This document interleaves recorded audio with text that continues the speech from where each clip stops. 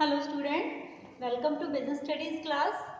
In our video, we will discuss about the concept of business finance and the nature of business finance. Okay?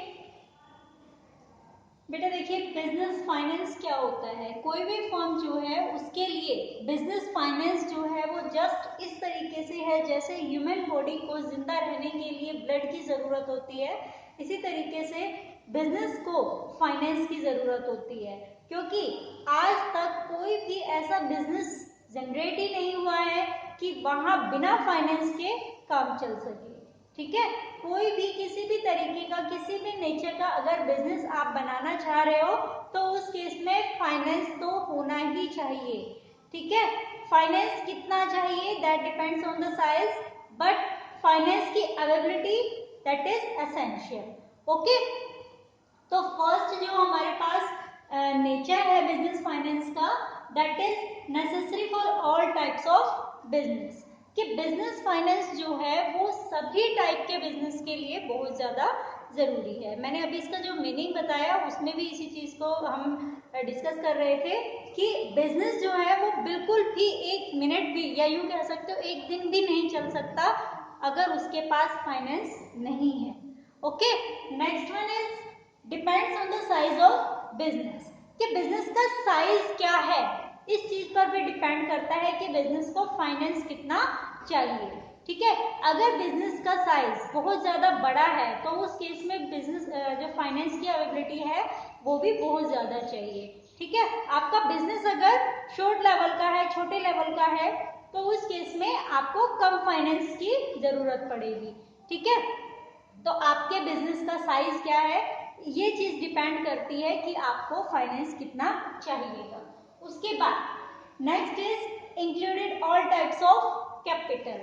बेटा business finance जो है उसमें हर तरीके की capital को include किया जाता है, चाहे वो ओनर की कैपिटल है, चाहे वो आपके डेटर्स का लोन या ये जो डिबेंचर्स वगैरह होते हैं, शेयर होल्डर्स का अमाउंट होता है, जो भी है, जिस भी सोर्स से आपको फाइनेंस अवेलेबल हो रहा है वो सभी यहाँ पे बिजनेस फाइनेंस में कैलकुलेट किए जाते हैं। Okay, next one is fluctuating nature, कि हमारा जो बिजनेस होता है उसका नेचर फ्लक्चुएटिंग होता है। यहाँ पे हमारे बिजनेस जो है वो अपने फाइनेंस को बार बार चेंज कर सकता है, क्योंकि कई बार हमें फाइनेंस ज्यादा चाहिए होता है, कई बार फाइनेंस की रिक्वायरमेंट ना के बराबर होती है। क्यों?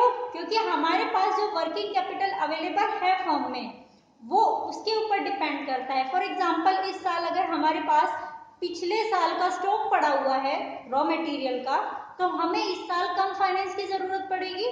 ठीक है, और ऐसा भी हो सकता है कि इस साल जो हमारी कॉस्ट है वो बहुत ज्यादा बढ़ जाए, तो उस केस में हमें ज्यादा फाइनेंस की जरूरत पड़ेगी। तो जो बिजनेस फाइनेंस होता है वो फिक्स नहीं होता, फ्लक्चुएटिंग होता है, कभी ज्यादा तो कभी कम। Okay, next one is determines the size of business. बेटा दो पॉइंट है, first is depends on the size of business and second one is determines the size of business.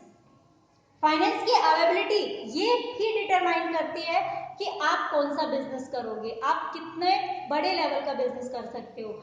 अगर आपके पास लॉट ऑफ फाइनेंस अवेलेबल है या आप arrange कर सकते हो तो आप चाहोगे कि मेरा बिजनेस जो है वो बड़े लेवल का होना चाहिए। ओके, क्योंकि जितना ज्यादा हम रिस्क लेंगे, जितना ज्यादा फाइनेंस प्रोवाइड कराएंगे, उतना ही प्रॉफिट मार्जिन बढ़ता चला जाएगा। ठीक है, लेकिन अगर हमारे पास फाइनेंस अवेलेबल नहीं है या इवन हम मैनेज भी नहीं कर पा रहे हैं तो उस केस में हमें लो लेवल के बिजनेस से ही काम चलाना पड़ेगा। तो आप किस तरीके का बिजनेस शुरू करोगे या कौन सा बिजनेस आप हैंडल कर रहे हो ये डिपेंड करता है आपके पास जो अवेलेबिलिटी ऑफ फाइनेंस है। Next one is wider terms. Finance जो है वो सिर्फ ये नहीं कह सकते हम कि हमारे पास जो कैश अवेलेबल है उसे हम फाइनेंस बोलेंगे। नो, इसके अंदर हम ऑल ओवर उन चीजों को भी ऐड कर लेते हैं, इंक्लूड कर लेते हैं जो एक्सपेक्टेड होती है या जिनको सिर्फ एज्यूम किया गया है कि ऐसा होगा। ठीक है, इन फ्यूचर हमें जो बेनिफिट होने वाले हैं उन चीजों को भी हम यहाँ फाइनेंशियल डिसीजन जब लेते हैं उस चीज को ध्यान में रखते हैं, या इवन हमारे पास इन फ्यूचर जो हमारे एक्सपेंडिचर होने वाले हैं उन चीजों को भी ध्यान में रखा जाता है। तो ये ऑल ओवर जितनी भी हमारी एज्यूम्शंस होती है, एक्सपेक्टेशंस होती हैं और कुछ भी अनसर्टेनिटीज होती हैं, उन सभी का कंक्लूजन जो होता है that is called finance. Okay, तो ये सब पॉइंट्स जो हैं वो बिजनेस फाइनेंस के नेचर को दिखा रहे थे। नेक्स्ट हम पढ़ेंगे सिग्निफिकेंस ऑफ बिजनेस फाइनेंस। अब हम बात करेंगे significance of business finance. Okay, कि बिजनेस फाइनेंस जो है वो फर्म के लिए एसेंशियल तो है, लेकिन क्यों है, क्या रीजन है? तो first is necessary to establish a business. जैसा कि हमने अपने इसमें पढ़ा था, नेचर में पढ़ा था कि बिजनेस फाइनेंस जो है वो बहुत जरूरी है फर्म को एस्टेब्लिश करने के लिए या फर्म को जिंदा रहने के लिए।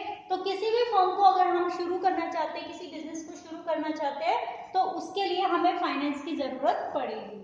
Next is necessary for running A business. अब बिजनेस एस्टेब्लिश कर दिया है, स्टार्ट हो गया है, लेकिन क्या सिर्फ स्टार्ट करना काफी है? नो, उसको रूटीन में रखने के लिए, उसको रेगुलर बेसिस पे प्रोसेस में रखने के लिए भी हमें फाइनेंस की जरूरत पड़ेगी, क्योंकि डेली टू डेली हमें कुछ ना कुछ खर्चे करने पड़ते हैं, वहां पे इन्वेस्ट करना पड़ता है, तब जाके हम प्रोडक्शन को बना पाते हैं। ठीक है, तो प्रोडक्ट्स को बनाने के लिए हमें नेसेसरी रिक्वायरमेंट जो है वो दैट इज फाइनेंस। उसके बाद necessary for modernisation and expansion of business. अगर हम अपने बिजनेस को मॉडर्न बनाना चाहते हैं, बिजनेस को एक्सपेंड करना चाहते हैं, तो वहां भी हमें फाइनेंस की रिक्वायरमेंट होगी, क्योंकि बेटा देखो आज जो कंपटीशन है उसके अकॉर्डिंग जो दिखता है वो बिकता है। ठीक है, तो उसके लिए हमें क्या करना पड़ता है, अपनी जो फर्म है, अपना जो बिजनेस है उसे मॉडर्न बनाना पड़ता है। ठीक है, मतलब जैसी नीड है लोगों की उसके अकॉर्डिंग हम वहां पे जो मॉडर्नाइजेशन है उसको दिखाते हैं। उसके बाद एक्सपेंशन अगर हम करना चाहते हैं, अपने बिजनेस को और बढ़ाना चाहते हैं, तो हमें एडिशनल फाइनेंस की जरूरत पड़ती है। Next is for availing the business opportunities. अब बिजनेस को कोई अपॉर्चुनिटी मिलती है, फॉर एग्जांपल अभी जैसा कि मान के चले जो अभी की सिचुएशन है, जो कोरोना वायरस का जो सर्कमस्टेंस हमारे सामने है, तो उसमें अब बहुत सारे बिजनेस जो है वो डेवलप हुए हैं, जैसे जो पीपी किट है उसके लिए, मास्क के लिए, सैनिटाइजर के लिए, तो ये सारे बिजनेस जो है वो काफी डेवलप हो रहे हैं। अब अगर ऐसा तो नहीं है ना कि एकदम से नई इंडस्ट्रीज वहां पे आ गई हैं, नहीं, जो एग्जिस्टिंग थी उन्होंने ही अपने आप को एक्सपेंड कर दिया है, उन्होंने ही एडिशनल प्रोडक्ट्स जो है वो बनाना शुरू कर दिए। ओके, तो उस केस में उनके पास एक अपॉर्चुनिटी आई कि वो कुछ अपने बिजनेस को और एक्सटेंड कर सकते हैं। ठीक है, अब अगर उनके पास फाइनेंस अवेलेबल नहीं होता तो क्या वो इस अपॉर्चुनिटी का फायदा उठा सकते थे? नो। ठीक है, तो यहाँ आप अगर आपके सामने कोई बिजनेस से रिलेटेड कोई अपॉर्चुनिटी आती है, तो उसे अवेल करने के लिए फाइनेंस की अवेलेबिलिटी बहुत ज्यादा जरूरी है। Next one is necessary for recession. Recession क्या होता है? रिसेशन बेटा मंदी का समय होता है, यानी कि जिस टाइम हमारे जो प्रोडक्ट्स हैं उनके प्राइसेस बहुत ज्यादा हाई हो जाते हैं और मार्केट में उनकी डिमांड बहुत ही कम हो जाती है। ठीक है, तो मार्केट में जब डिमांड ही नहीं होगी तो बेशक से प्रोडक्ट कितने भी महंगे हो, प्रोडक्ट यहाँ महंगा करने का मतलब ये नहीं है कि हमने अपने रेट बढ़ा दिए हैं, नो, उसको प्रोड्यूस करने में हमें इतना खर्चा लग रहा है, हम चाहकर भी कॉस्ट जो है उसे रिड्यूस नहीं कर पा रहे हैं। ठीक है, अब जैसे अभी की अगर सिचुएशन ले तो अभी हमारे पास जो कॉस्ट रॉ मटेरियल की सप्लाई है वो लिमिटेड है, क्योंकि दूसरी जो स्टेट्स हैं उनके साथ लिंक थोड़ा टूट गया है, तो उस कारण जो सप्लाई हो रहा था रॉ मटेरियल अदर स्टेट से वो रुक गया। ठीक है, तो इससे क्या हुआ कि जो कॉस्ट ऑफ प्रोडक्शन थी वो इंक्रीज होने लगी। क्यों? क्योंकि रॉ मटेरियल की शॉर्टेज आ गई। ठीक है, और उससे क्या हुआ, जो प्रोडक्ट्स थे उनके प्राइसेस बढ़ गए। ठीक है, अब प्राइस बढ़ गए हैं तो इस चीज का कस्टमर के पॉकेट के ऊपर इफेक्ट पड़ता है, उसको तो वो चीजें महंगी मिलेंगी। यहाँ जो प्रोड्यूसर है वो चाहकर भी कॉस्ट कम नहीं कर पा रहा है, लेकिन जो कस्टमर है वो चाहकर भी उनको परचेज नहीं कर पाएगा। तो इस केस में हमारा जो प्रोडक्ट है वो अनसोल्ड पड़ा रहेगा, कंपनी को लॉस होगा। ठीक है, तो ऐसी सिचुएशन से निकलने के लिए फाइनेंस की अवेलेबिलिटी बहुत ज़्यादा ज़रूरी है कि कंपनी ऐसी सिचुएशन से निकलने की भी तैयारी रखे या ऐसे में अपने आप को प्रिपेयर करके रखे ताकि रिसेशन जैसी कंडीशन से भी निकला जा सके। Next is necessary for increasing goodwill. Goodwill increase करने के लिए भी फाइनेंस की जरूरत पड़ती है। गुडविल मीन्स पॉपुलैरिटी, और हम अपनी पॉपुलैरिटी कैसे बना सकते हैं?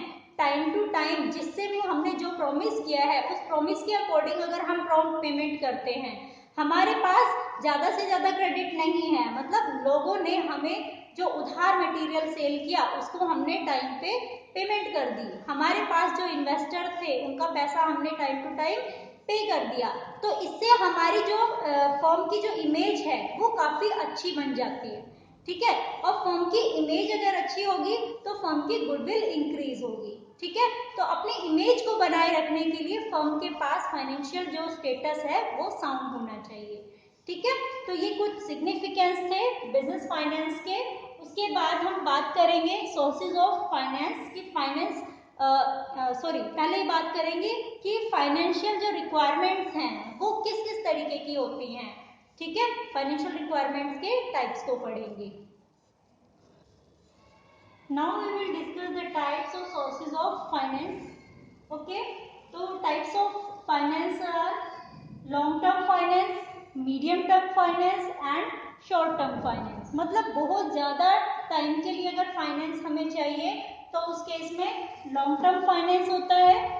कुछ कम टाइम है, फॉर एग्जाम्पल के लिए अगर हम ले 3 साल, 4 साल, 5 साल, ठीक है, तो ये मीडियम टर्म टाइम के लिए हो जाता है। लॉन्ग टाइम जो है वो अबाउट 15 ईयर्स भी हो सकता है। Next one is short term. Short term जो है वो फॉर विद इन वीक्स और विद इन मंथ भी हो सकता है। ठीक है,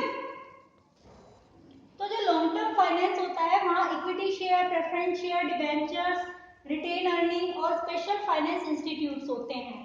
अब इक्विटी शेयर, प्रेफरेंस शेयर जो है वो हमारे शेयर होल्डर्स से पैसा होता है। इसको हम पहले भी एक्सप्लेन कर चुके हैं अपना अकाउंट्स में, और अब भी हमारे पास होगा, तो नेक्स्ट वीडियो में अच्छे से एक्सप्लेन करेंगे क्योंकि सेपरेटली एक एक चीज को एक्सप्लेन करना है। ठीक है, उसमें अब बात आती है, ये तो मोस्टली है ही। उसके बाद रिटेन प्रॉफिट। रिटेन प्रॉफिट होते हैं वो अनडिस्ट्रीब्यूटेड प्रॉफिट जो फर्म के पास अनडिविजिबल है, अभी तक फर्म ने अपने डिबेंचर होल्डर्स को पे नहीं किए हैं। ठीक है, next is specialised financial institute. Specialised financial institute होते हैं जो सिर्फ फाइनेंस प्रोवाइड कराते हैं, जैसे कह सकते हो बैंक्स वगैरह जो होते हैं, जैसे LIC हो गया, यहाँ पे फाइनेंस की अवेलेबिलिटी है। जैसे कई ऐसे फाइनेंसर होते हैं लोन वगैरह ही देते हैं, जैसे मुथूट फाइनेंस। ठीक है, तो इस तरीके की अगर स्पेशल इंस्टीट्यूट है तो ये लॉन्ग टर्म के लिए फाइनेंस अवेलेबल कराते हैं। Next is medium term finance. इसमें भी डिबेंचर, प्रेफरेंस हो सकते हैं क्योंकि डिबेंचर्स और प्रेफरेंस शेयर्स जो है वो लॉन्ग टर्म के लिए भी इशू किए जा सकते हैं और मीडियम टर्म के लिए भी। उसके बाद पब्लिक डिपॉजिट। पब्लिक डिपॉजिट में हम जो कंपनी है वो डायरेक्टली पब्लिक से लोन ले सकती है।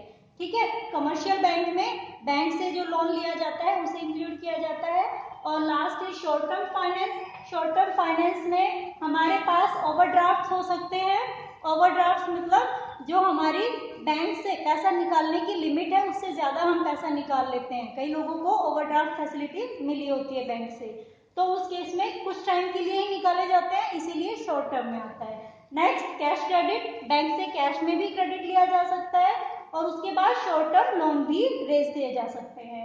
Next is discounting the BR कि जो बिल्स रिसीवेबल है उन्हें उनकी मैच्योरिटी टाइम से पहले भी बैंक हमें फाइनेंस प्रोवाइड करा सकता है। उसके बाद ट्रेड क्रेडिट्स जो हमारे बिजनेस के पास उधार में हमें फैसिलिटी मिल जाती है, क्रेडिट पे हमें मटेरियल परचेज करने को मिल जाता है, that is called trade credits. उसके बाद आता है इंटर कॉर्पोरेट डिपॉजिट। मीन्स एक कंपनी दूसरी कंपनी से जो फाइनेंस लेती है या लोन जो ले लेती है उसे हम इंटर कॉर्पोरेट डिपॉजिट्स बोलते हैं। ओके, तो that is all about the sources of finance. ठीक है, नेक्स्ट वीडियो में वन बाय वन हम एक एक टर्म को अच्छे से एक्सप्लेन करेंगे। ठीक है, तो मिलते हैं नेक्स्ट वीडियो में, तब तक के लिए बाय।